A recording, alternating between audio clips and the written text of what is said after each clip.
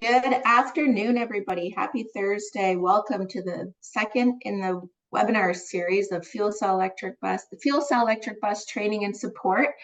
We've got a great lineup today. We've got Tim Sasseen is going to be monitoring our question and answer. Tim is the Market Development Manager and Market Development Director in Public Affairs for Ballard Power Systems North America.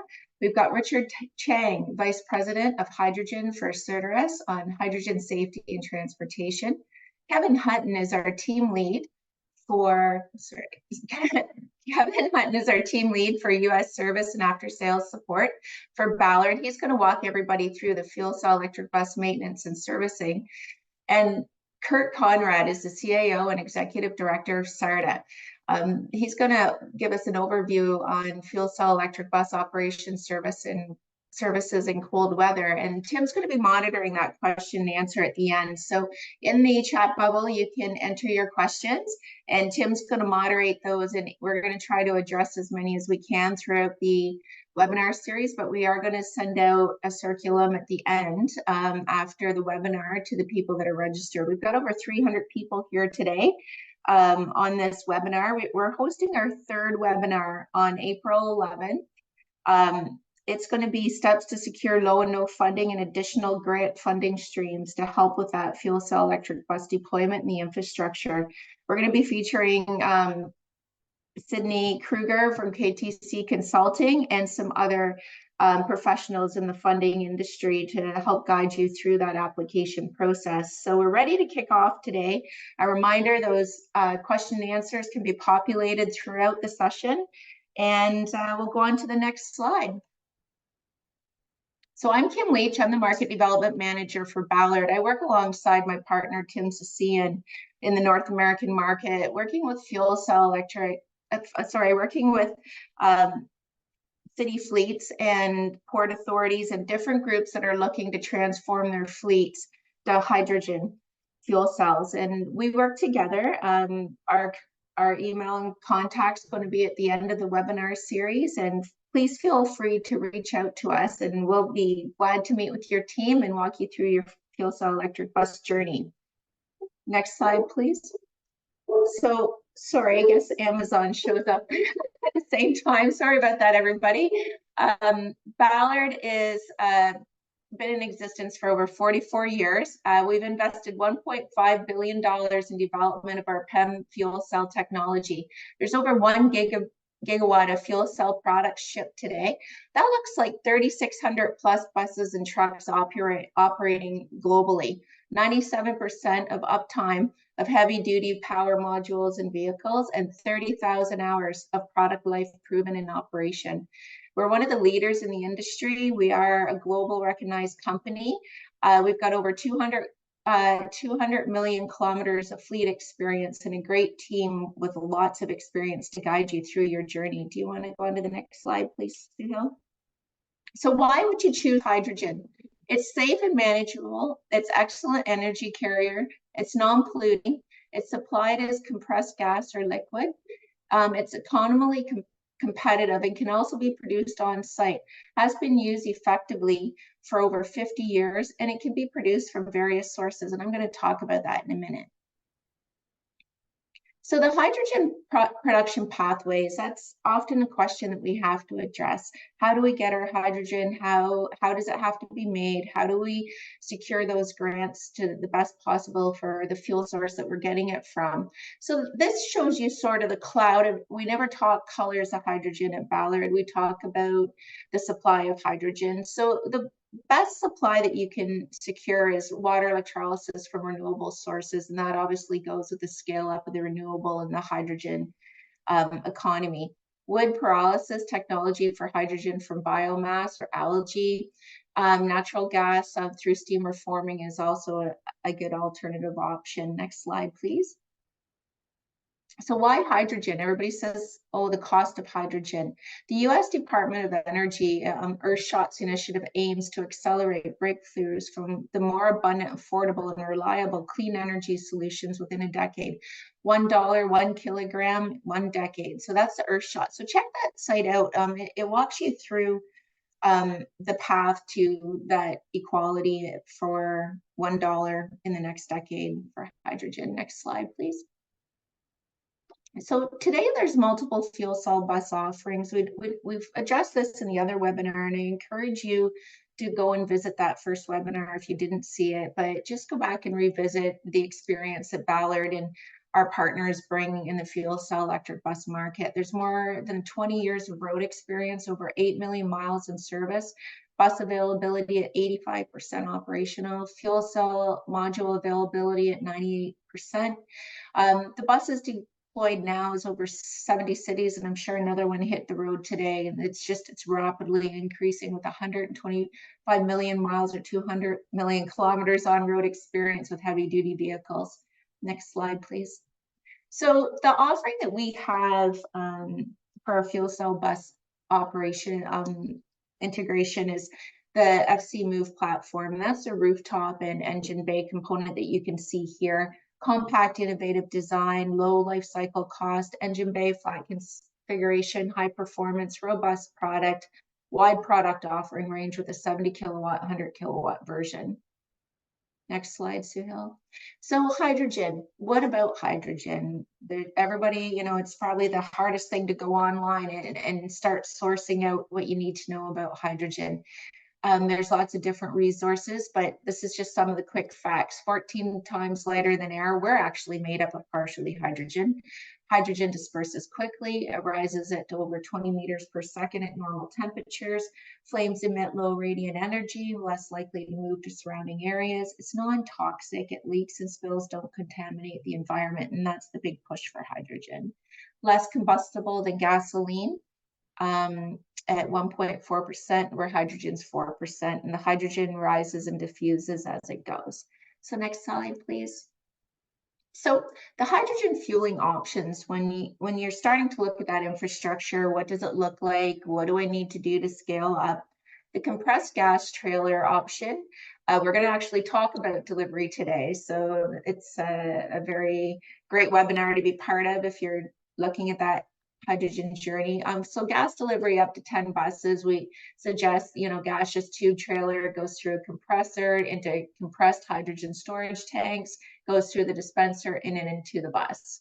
Or liquid hydrogen delivery, obviously some cooling, liquid pump and vaporizer, compressed hydrogen storage tanks into the dispenser. And that's for buses scaling up from 10 to 100 buses as you go, that, you know, services a larger fleet. On-site generation with SMR.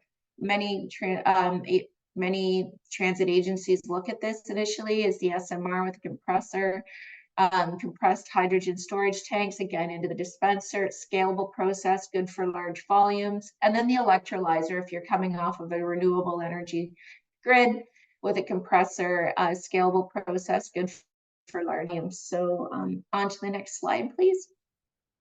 So the fuel cell electric bus tank and module, the fueling tank module and fill panel, this gives you just an example. If you haven't actually seen that bus, watch for it. We're going to have a road trip coming up this year with the new Flyer bus. You'll get to see this hands-on or one of the shows. So there's dual fill receptacles, T1 and T5s. They're prepared for IRDA communication with the fill station. So very, you know, there's lots of safety features there. Lower service panel with ports, HP and analog gauges, and HP digital gauge. Kevin's going to talk about this a little later on, and Kurt. And then the tank modules, 20-year service life on these tanks, EC 79 certified at 350 bar. Fueling time, you're looking for a 40-foot bus. This is what's really nice. Instead of the battery option, you got 6 to 10 minutes, or 60-foot, 12 to 20. So it keeps your fleet on the road, minimal time for personnel and staff. Next slide, please. So I'm happy to introduce Richard Cheng. We work with Certarus for delivery. They've been in the industry for quite a while. They know their stuff. They're located in Edmonton, if there's any of our Canadian partners on, and also in Texas. So Richard is the Vice President of Hydrogen, and he's going to walk us through transportation with hydrogen. Richard? Thank you, Kim. Good morning, folks, and spend a few minutes today talking about safety around hydrogen transport. For folks who aren't familiar with Certarus, we are a Canadian-based company out of Calgary and 24 different locations throughout North America. Market leader in over-the-road transport of low-carbon fuels, including compressed natural gas, renewable natural gas, and hydrogen. We have a market-leading high-pressure tube trailer fleet of over 770 trailers in our fleet today, which is approximately 50% of the North American market.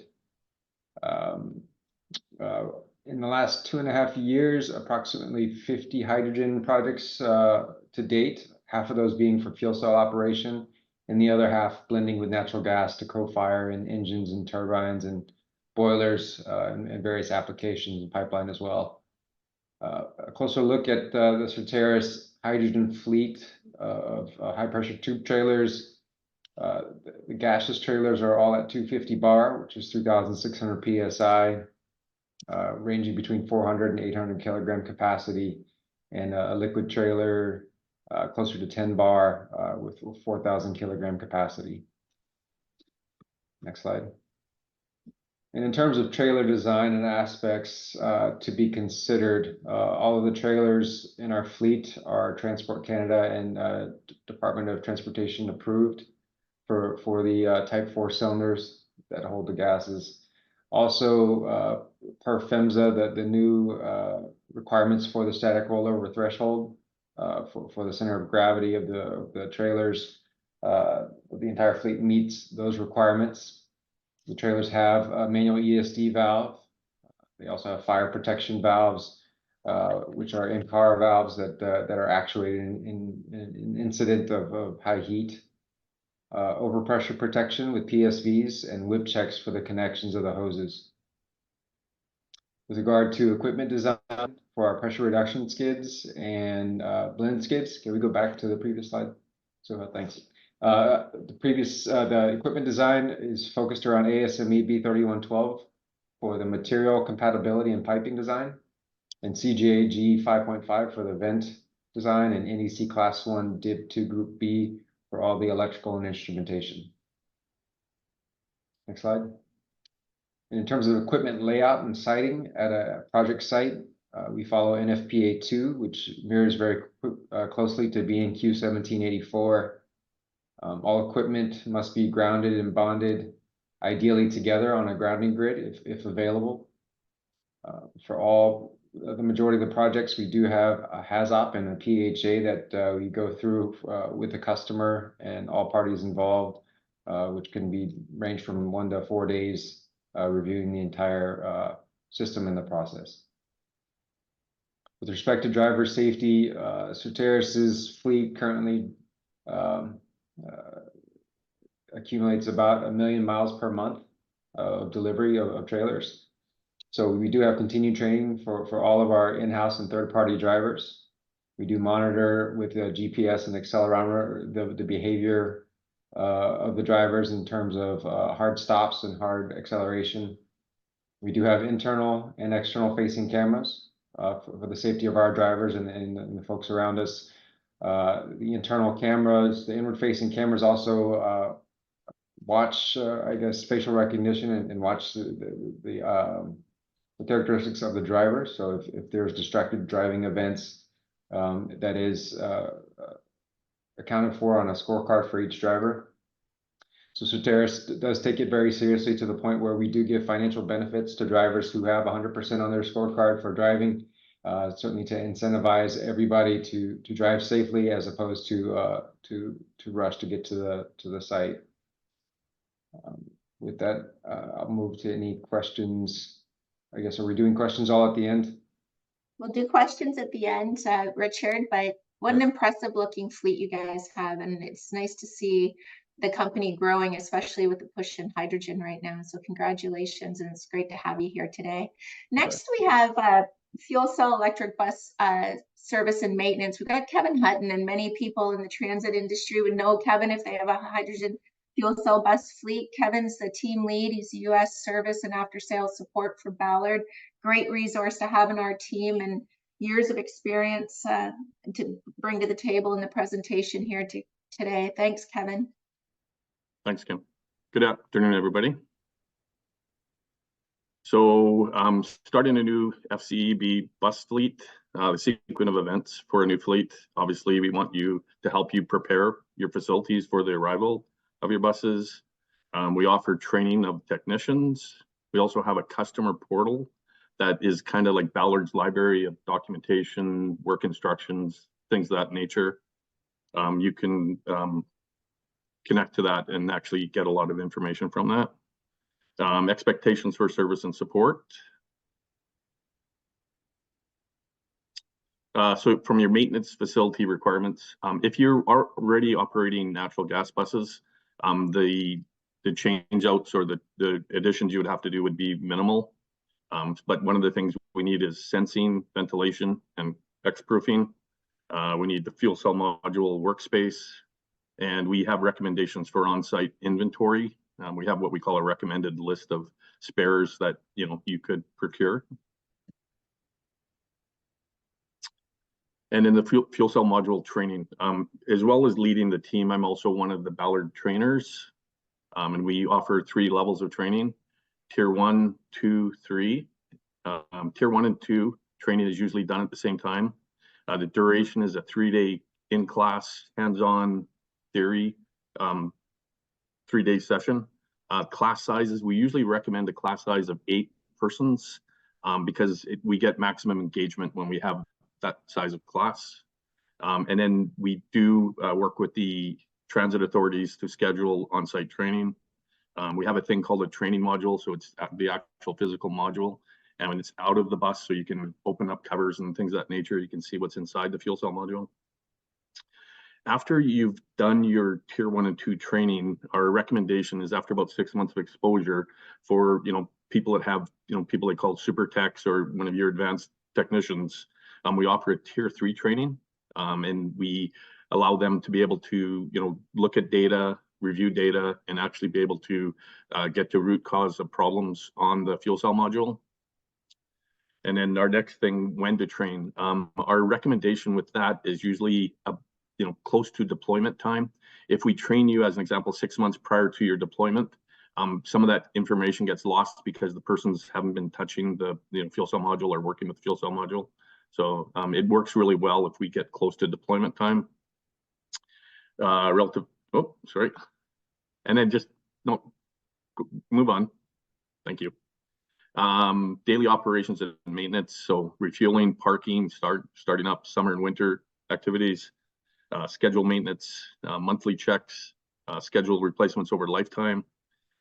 We do offer what we call a special tools kit, and the list of the tools would be submitted to you, and you'd be able to purchase what we call a special tools kit. Some of the things that you would have to procure on your own is this hydrogen test gas. And there's numerous places in the US or throughout the world that you can actually purchase this with a regulator. And then the hydrogen sensor is part of our safety system as well as our smoke detector. So we do regular PM checks on both those devices to make sure they're operational. Training equipment and systems. So Ballard's fuel cell module training equipment for NOLO. We have an operational training module, which I alluded to earlier.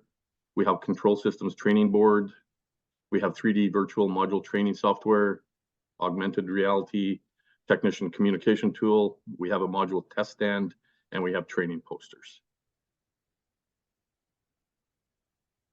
Thanks, Kevin. That was a great presentation, and Kevin's contact will be available after the webinar. We'll be circulating. There's a couple of questions that come in. We'll be circulating the presentation within a day or two of the webinar to everybody that's registered and attending the webinar today. So hopefully that answers some questions, but please populate those questions and answers, and we'll address them throughout the session here today.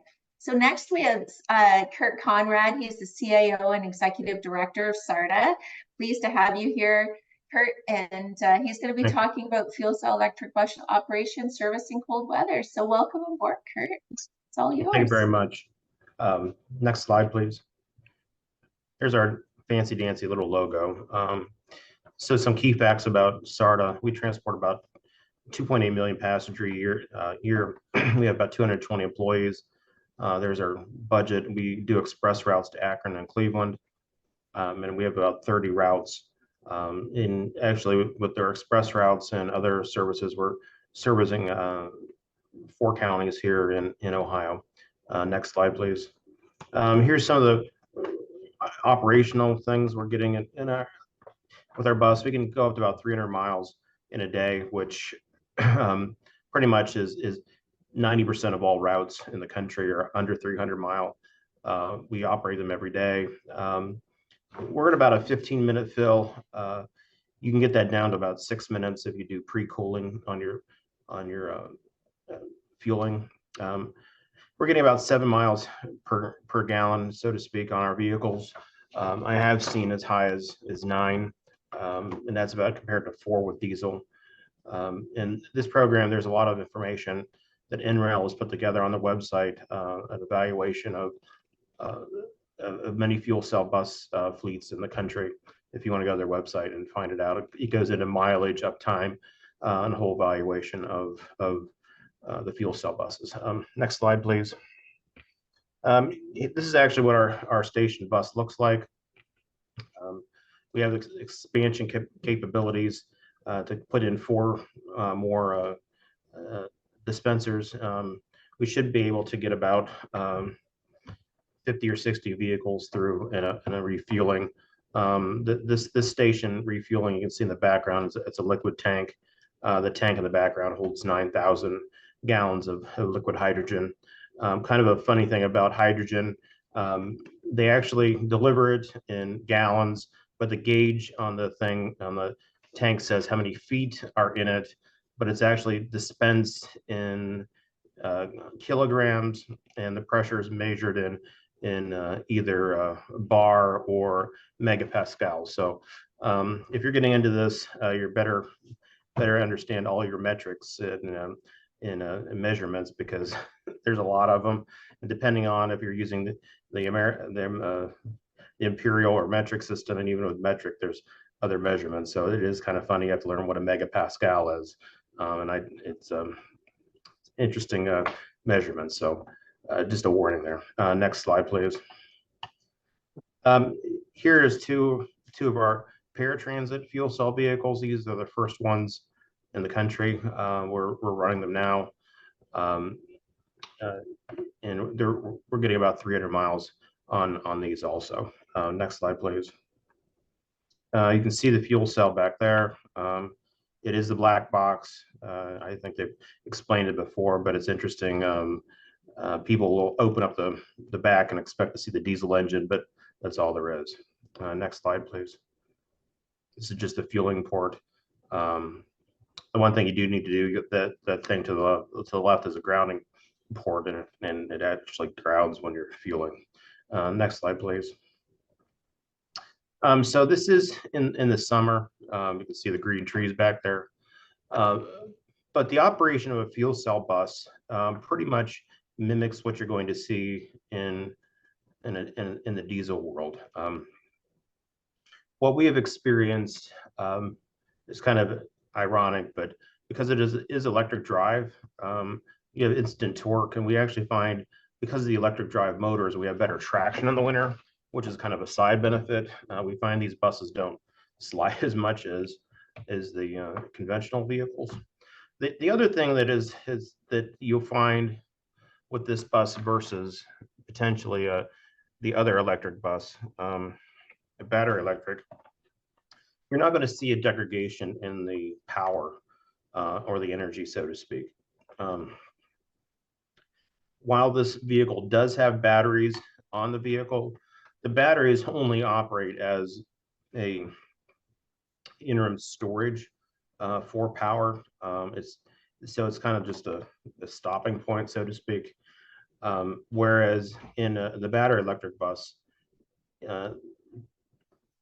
the power does not discharge as efficiently in cold weather from those vehicles. And so in studies we actually did with a local university, we found other fleets that we bookmarked against or benchmarked against may see anywhere from 20 to 40% degradation of the amount of power that you have for propulsion.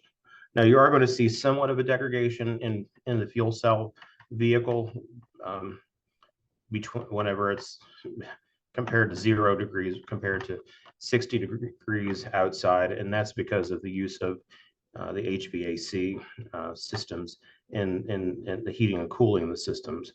We actually find that for some reason that cooling has a more of a draw than heat, but there is some loss because of the heat, but you're not going to see that much degradation because of the cold. And the other thing that you do have to, we learned earlier on, we were one of the pioneers, so to speak, in this industry, is that a fuel cell does not like to be outside without the vehicle running, because there is water in it and it can freeze. And somebody actually did leave a bus outside. There was earlier versions had a plug-in that you could plug the bus in. They can't have a heater on, but somebody didn't do it, and so it basically we had to take the fuel cell out and send it back up to our friends at Ballard to fix. So you do need to watch that. It's probably the biggest thing, is don't leave it outside. It doesn't like it. But there are safety protocols and that stuff that's been put on these buses now that we didn't have back in the old days.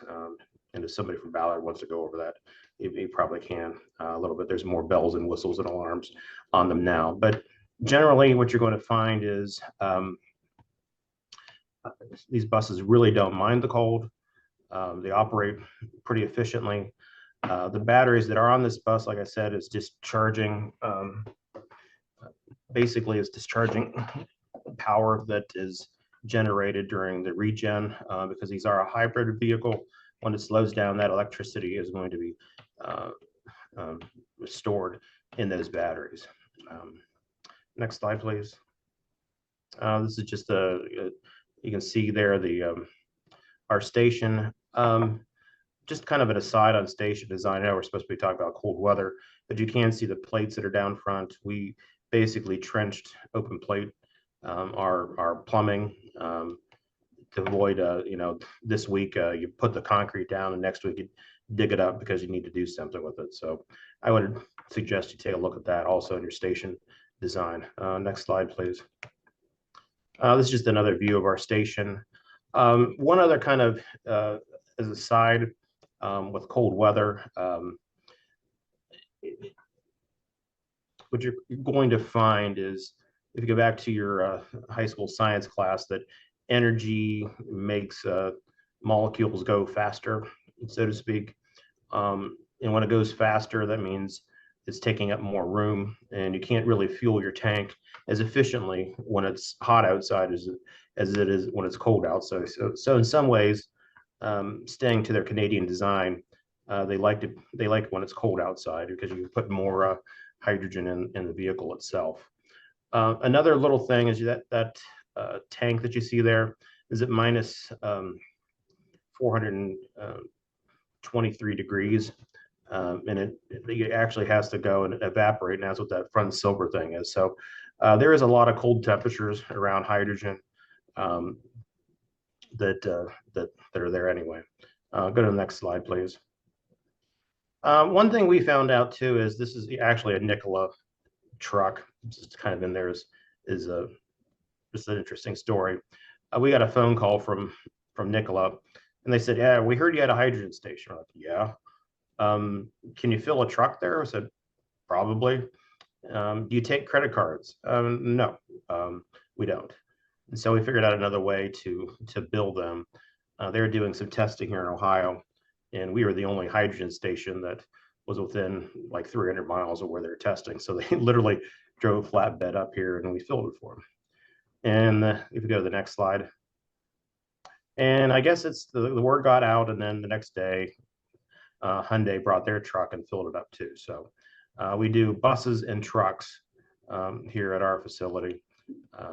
It just kind of shows you the versatility of the fuel and the versatility of the fuel cells. So I think in general, what we see in cold weather, the cold doesn't really affect the the outcome of the vehicle itself or propulsion, and you don't really see that much energy degradation from the fuel cell using it. Now, I will say the newer buses that are being built from, we just got our first new flyer. They actually are taking some of the waste heat from the fuel cell to actually heat the cabin. So you're actually seeing a more efficient use of that waste heat on the vehicle. So you're actually using it. So with that, I will turn it back over to Kim. For that informative presentation, couple questions for you, just if you don't mind answering them. Yeah, I can't answer them. My legal counsel has said I can't. So no, I'm just kidding. Well, I'll email you after and ask the question anyways. My former background was municipal government, and one of the things is the whole holistic approach of engaging the whole city. And we've got the whole Clean Cities Coalition and initiatives now in the United States, and getting the buy-in at the city level and the whole team. How did you convince the city to support the project, and what was the most motivating factors for them when you first started this journey? Because you really were a pioneer in this early on. So for a city to jump on board, what was the vision that you had? Right. Well, our governance, there's two kind of things. One is a board of trustees that I report to, and then the city has control over safety forces, zoning, and that kind of stuff. So I'll kind of quickly answer each. So I think, it was my vision to see this fleet here with fuel cells, because I for a long time had felt that this was the technology that we needed to, as society, adopt in order for us to be cleaner, better, zero emissions, and all that stuff. And so we kind of brought that thinking to our discussion, and we're kind of lucky here in Northeast Ohio. We've got NASA Glenn, which is the power and energy research for NASA, and so they've been working on hydrogen up there for 900 years. And so we literally had some NASA rocket scientists working with us, and it was to just kind of show you the level of scrutiny we went through. I actually had to bring one of the rocket scientists that worked with hydrogen to one of our board meetings, and one of our board members started debating about it with him, and I'm like, he's a rocket scientist, literally, and you're arguing with a rocket scientist. So sometimes it takes a lot of discussion and a lot of education, and it just went through a period of time where we were educating both of the city and the board on that.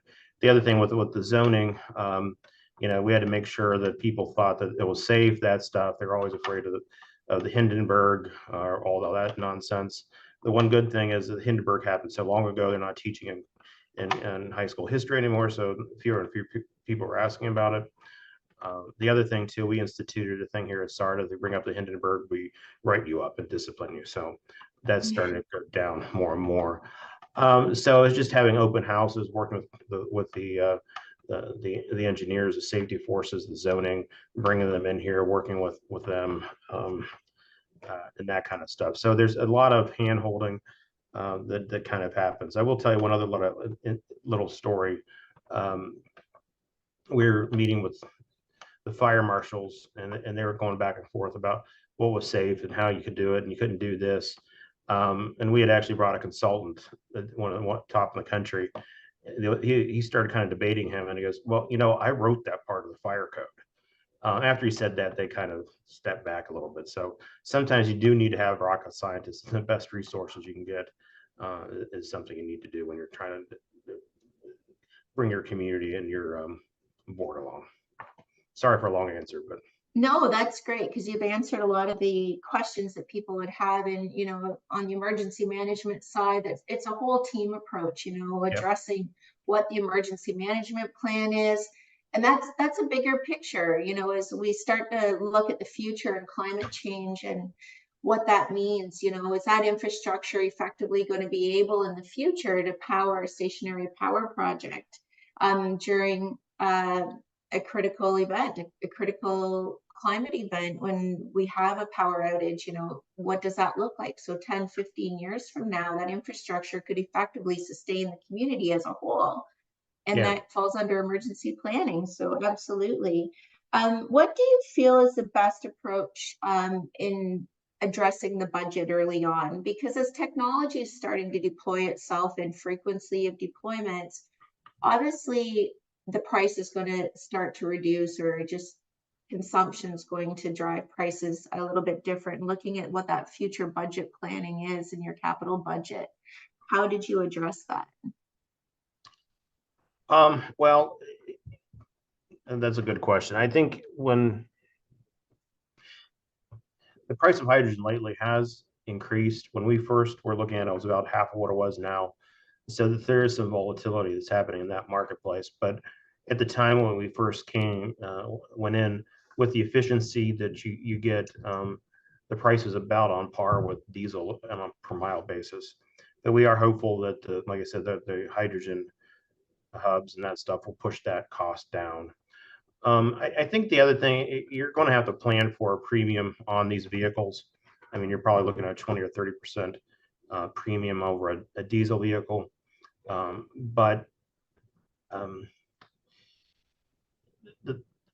There is no low, and there's other funding sources that can offset that. What we end up doing was we start having bank sales, and we robbed banks to come up with the delta. No, we didn't really, but some of the things we had to do. I would say that what we've seen happen since the first bus we bought was under a demonstration program was literally $2.5 million. The last bus we just got now was slightly over $1 million. So the price has come down dramatically. And I think the more and more units they push, you'll see that. So you're going to have to plan for somewhat of a premium. And I think the other thing too is you know, you can get a little bit bent out of shape about the price of hydrogen or energy. But when you think about it, 70 to 80% of the cost of operating that bus is the driver, not necessarily the energy that propels it. So, I mean, you got to kind of keep that in mind, that your bean counters don't look too closely at one number and forget about what's really the main cost of driving the bus, which is the operator. The fuel that propels it is only a small component. So I think you have to keep, you know, if your accountants get too just remind them of that a little bit too. I think it's keeping the price in a comparison with what the other ones are. The staff buy-in in the beginning, and who do you leave the responsibility to? Is it the fleet manager to upscale the technicians and identify what they need for training? Because you really were in the beginning stages of what a fleet deployment was going to emerge like, and what other people could use as a model. Yeah. So did you have that initial support from the fleet manager, or did you just say, hey, we're doing this as a team, you look after the training and seek that out? How did it work for you guys? I think for us, the movement to hydrogen so we already had diesel electric hybrids, so they were used to working on the electrical systems, and we also had CNG. So really for us, it wasn't a huge jump to go to hydrogen. It's just when you're moving from CNG to hydrogen, it's just substituting one gaseous form for another. But I will say that having the maintenance directors and that kind of stuff, and some of the managers involved really kind of is helpful. The other thing is, you know, we really found some of our technicians that were more interested in it and really allowed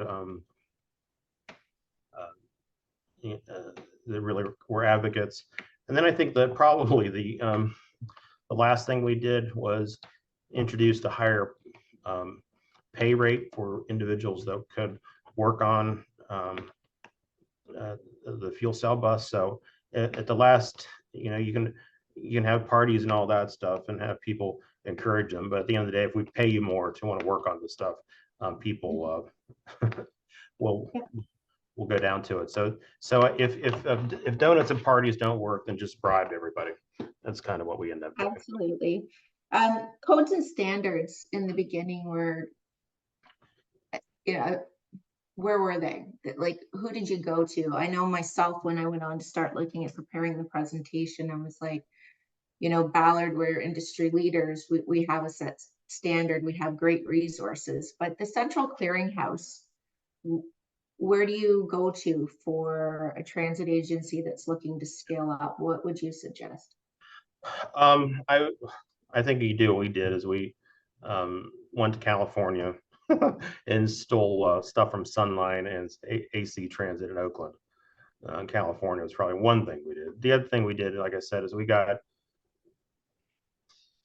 we put together our station and the upgrades we needed to our building, we looked at it in two ways. One, we went out and got an engineer that was an expert in the field, probably one of the leading ones in the country. So I would say that get a subject matter expert along with your local engineer that can help out that way. So I think the subject matter expert is definitely one thing you need to do. The biggest thing that really push on the station development is the National Fire Code. I think it was talked about earlier. That's a big one. The other thing too is checking with your local city on their requirements. One thing was kind of funny. If we had to put in 4 500-gallon liquid tanks, I wouldn't have to get a permit, but a 10,000-gallon tank required a variance. So sometimes the codes have not stayed up to par, so to speak. But I would say right now, from the industry side, there are some bus groups. There's the Zebra group, which is the Zero Emissions Research Group, headed by CTE, and kind of staffed by Sunline is another good place to look. And then there's also the National Fuel Cell Bus Coalition, which is another group that just formed last year. So there's a lot of peer groups that you can get information from. And then also at this point, APTA does have in their spec book now a zero emission bus specs that you can look at. And then APTA just launched a training on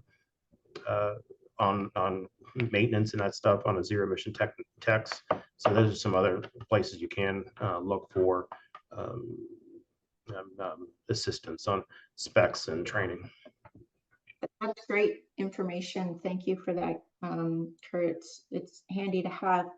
I'm going to throw one question in here that's not on the list, and if you don't want to answer it, it's fine. But the consultant journey, looking at the consultants and identifying, who you're going to choose overall, because obviously you have transit specialists, and then you have infrastructure specialists, and they all have to come together as a team. It's vitally important to have that report, because ideally those reports are what's going to drive the success of that deployment in the end, and that's your leverage piece to move forward. And what was your challenge in writing the RFP, or when you went out to consultants? Was there anything that the wording that you would suggest, or what you would look for from those professionals? Well, I think the biggest thing is looking at their track record. I mean, what stations have you built? Where have you done the engineering? What's your background at this point? So I think really looking at their experience designing stations is one thing. The other thing too is to look at your hydrogen supplier, or who's actually giving you the molecule, because the station itself is probably the hardest thing to do. It's the one you're going to be the most involved with. Excuse me, involved with. The bus itself, I mean, this is going to sound terrible, but a bus is a bus that's a bus, and you may have a fuel cell on it, but this technology has been around for a long time. The one thing you should put on your slide that shows that the fuel cell was invented in 1857 by someone, I don't know who it was. So it's been around for a long time, and the electric drives have been around for ever. So really, the bus itself is not as complicated as the station. So you're going to need to get the best designers you can for the station, and then you're also going to need to look at how you do manage the gas and the risk of the gas inside a garage. It's either going to have to be explosion proof, or you're going to have to turn that air over in the building every 15 minutes. That's your biggest danger, is how to mitigate that with the stations. That's very informative. Thank you. And being in municipal government before, I recognize, I'm hearing two things. Engage with the planning authority early on and start identifying those setbacks and the criteria for the infrastructure requirements, and to the emergency management team and working with them to ensure that they understand the codes and standards, who's going to drive that, and make sure that training's in place. And then identify who within your fleet is going to champion the training and adoption for the team as a whole. So that's great. So 2 takeaways. If I was going to say we're going to wrap up here shortly, what would be the 2 takeaways that you would give to a new fleet that's looking to move to fuel cell electric bus? I would say one is that a fuel cell bus is basically the closest you're going to get for a drop-in replacement for your diesel fleet. And then 2, it's really not that complicated. The stuff works. In the station itself, there's a number of them out there now that can build, operate, and maintain. But make sure that you go visit somewhere that has hydrogen. Make sure you ride a vehicle. If you're ever in Ohio, stop by here. We'll give you the tour and ride. But make sure you go somewhere and take a look at it. I guess that's 3. I'm sorry. That's okay. We'll take as much information as we can, Kurt, when we have you on the phone. So thank you. I appreciate it. I'll just go on to the next slide here. And again, all our contacts are going to be available at the end of the presentation. So we've got question and answer. We've got Tim Sasseen. He's the market development director for Ballard, and he knows everything about fuel cells that Ballard makes. So welcome aboard, Tim. Nice to see you. Well, everything's a bit of a stretch. I'm typing as fast as I can here. So we hopefully have gotten a few of them answered in the chat. Some are spicy, some are more technical, but I think we're getting to them. We've got a question here for Kevin. I'm going to pick on him right away. How do we access some of these trainings? Kevin, how do customers usually set up their training and get that arranged? Well, we usually interact with them or the bus manufacturer. We set up a schedule. Once we've done the training, that's the point they get access to all the documentation. Does that answer the question, Tim? Yeah, I think so. So training is always done with us for our customers. So it's always in conjunction with starting up that initial fleet.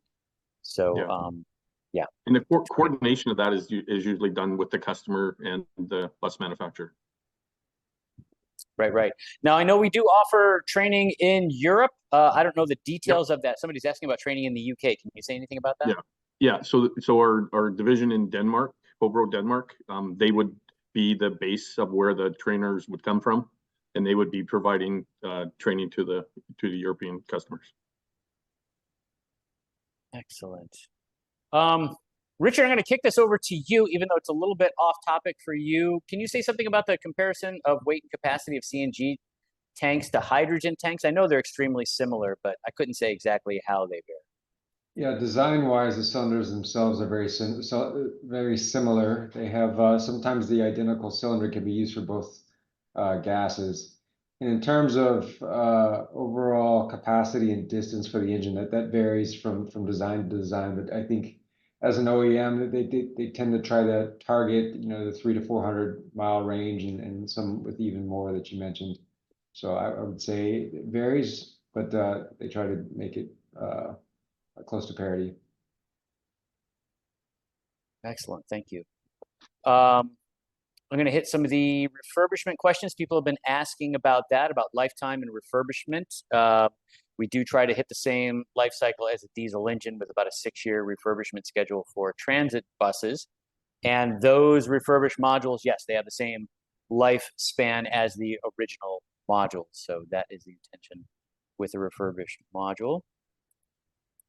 Let's see, what else do we have out here? Kurt, we had a few back to you.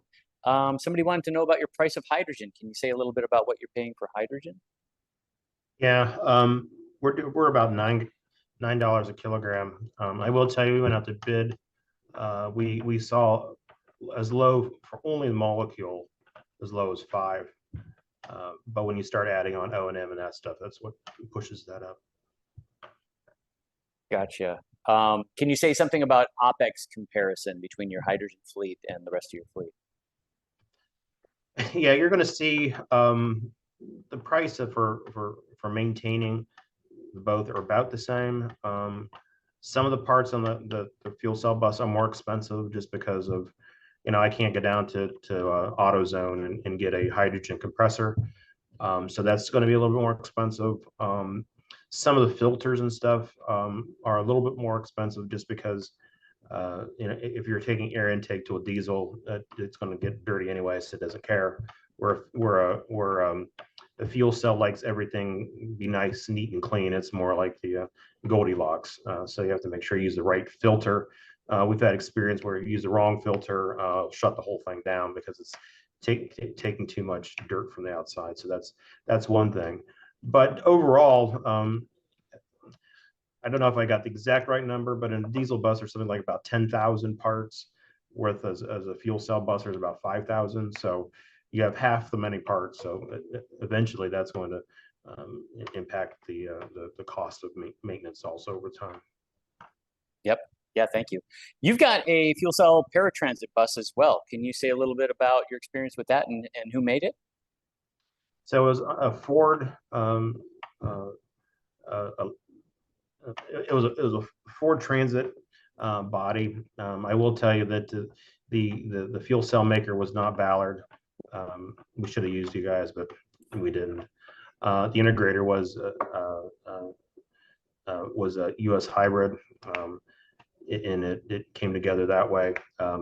There is another generation that Sunline's working on now, so we've already went into a second generation of that vehicle. I mean, we run them on the road, so they want, we like them, so we're excited about that. Awesome. Can you say anything about your fuel economy, and then I'll stop picking on you. Fuel economy, yeah, we're looking about on the big bus about 7. So if you remember my conversation about learning all your measurements, a kilogram of hydrogen is about 99%, release about 99% of the same level of energy that a gallon of diesel would. So when I was talking about 7 miles per gallon, that's 7 miles per kilogram is what we're seeing on that bus. But like I was saying, I think AC is getting closer to 9 miles per gallon on their new Flyer, and that 7 was on a Eldorado. Got it. I'm going to hit a few technical questions really quick. Do you consider implementing in the future a hydrogen combustion engine for propulsion technology? People are looking at it. They definitely are looking at it. There's a few manufacturers that are trying it out. We think it might be an interim solution, but there's a few problems with combustion. One is that the high temperatures are always going to create NOx and probably particulate, so you'll always have to have some kind of after treatment. And if you're going to have a combustion engine, you're still probably going to want to take up your braking energy, so that means you're going to hybridize it. And now what Kurt was talking about with those 10,000 parts now becomes 30,000 parts, because you also throw in a transmission that's probably going to have a lot of gears to get to that very narrow high efficiency power band. So it's compelling to look at combustion of hydrogen because you can do it. But when you look at the technical issues you have to deal with on the engine, it starts to become expensive, and lifetime gets challenged again, and you've got emissions and all the after treatments to deal with. So we think it's interesting, but we still think that fuel cells are going to win in the end for cost, lifetime, and performance. Let's see. Best solution is green hydrogen for minimum carbon footprint. What do you think? When you say green, we do try to get away from colors. What that means is electrolysis hydrogen from wind or solar. Yep, it's fantastic. But what it brings along with it is that intermittency. So either you're going to have to overbuild your electrolyzer so that you can take up all the peaks and valleys and not just the average amount of sun and wind.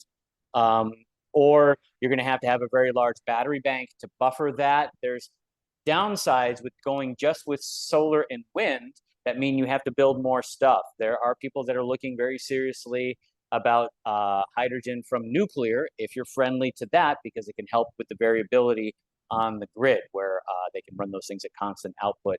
And if you look at renewable natural gas, you can actually get to carbon negative situations. And there are people looking at pyrolyzing methane to get solid carbon out and hydrogen. So if you turn CH4 into solid C and H2 that you can use in a fuel, now you're going carbon negative. So yep, green hydrogen, as you say, from solar and wind is fantastic, but it's worth looking at all those other alternatives, and that's what a lot of the tax incentives discussions are today.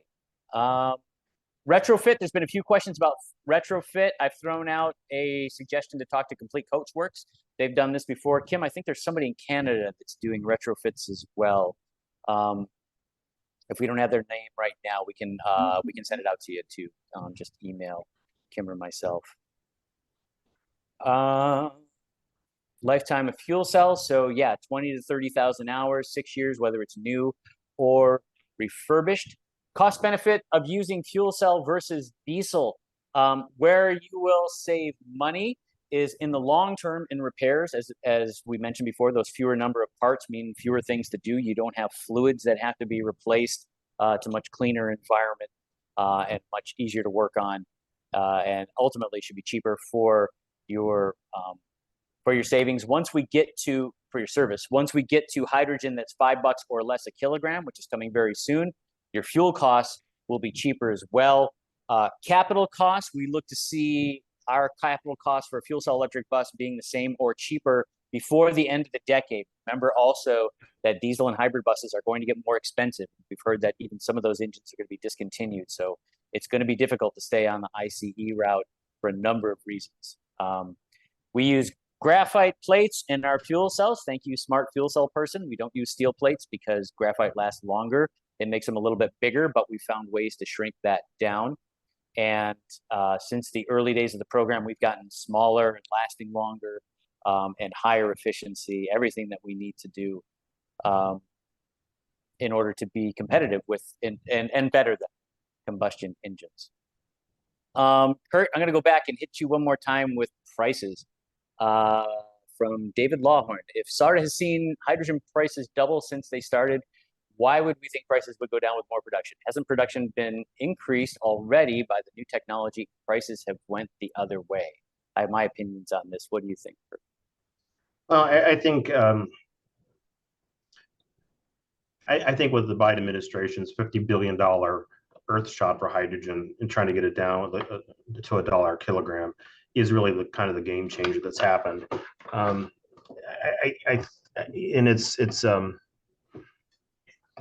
That's going to be the game changer, so to speak. Is I think if you want to, I'll get into two things. One, really up until now, I think that the way that you make hydrogen hasn't really technically changed that much since NASA started launching the Saturn rockets in the 50s with SMR.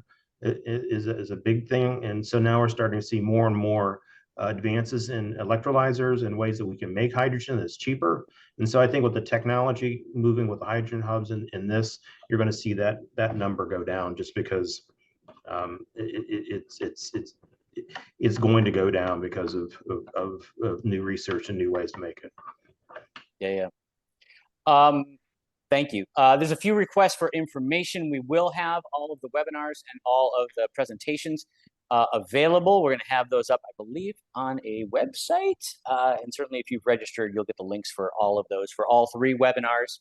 Last question goes to Kim. Is it possible to shoot a documentary film for municipalities and student education? Absolutely.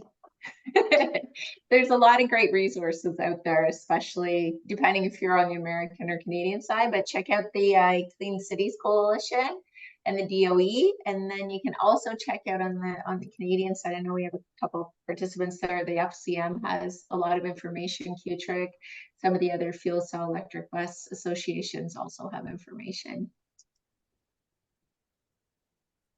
Excellent. We're at time. Continue to send questions to me and Kim. We will always be your hydrogen fuel cell bus resources. And I did want to mention this as well. The Hydrogen Fuel Cell Bus Council, started by our heroes out at Champaign-Urbana, Carl Gannett, an excellent leader in this, but many, if not most, I think soon all users of fuel cell buses will be a part of this council. And they're doing a lot to advocate and keep hydrogen prices low and make sure people are smart and informed. So do reach out to the Hydrogen Fuel Cell Bus Council if you're in the game. It's a great group. So I just want to recap. Here's everybody's contacts. Please reach out to anybody here. We're going to share this within a couple days. We wish everybody a happy Easter and a holiday break. And we're going to host our next webinar on funding for low and no and additional grants, some of the stackable programs that are out there. That's going to take place on April 11th.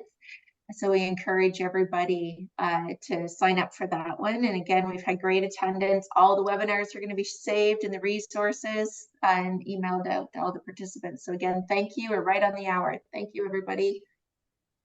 Thanks, everyone. Thank you to all our speakers. Thank you. Bye-bye.